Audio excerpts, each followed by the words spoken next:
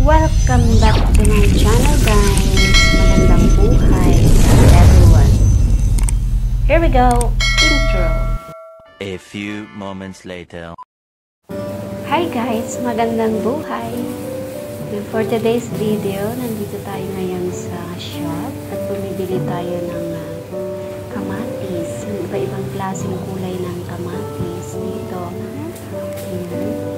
Kinaptured ko sila kasi nakakatuwa sila at saka really colorful. Parang ang sarap kainin kasi they're so sweet tomatoes, and also it's so expensive. Parang hindi ko kinakaya yung mga price. So ayan o, ang sasarap kasi ng kulay nila at saka yung price nila ang sarap din.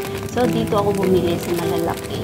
So yun, mas mura-mura yung malalaki, pero mahal pa rin kumpara sa pricing natin sa Philippines. So dito doble-doble ang pricing na bilihin pag nandito ka. At eto naman, napakagandang kulay din. Parang buhay natin, napakakulay, napakaganda. Rainbow. So dyan ko inaano ang buhay natin, kinukumpara ang buhay natin na ang mga vegetables ay punong-puno ng kulay kagaya ng buhay natin. So bigyan lang natin ng magandang kulay ang ating buhay, good or bad, basta learn tayo ng lessons. So here we go, nandito na ako sa bahay. Nag-capture ka na.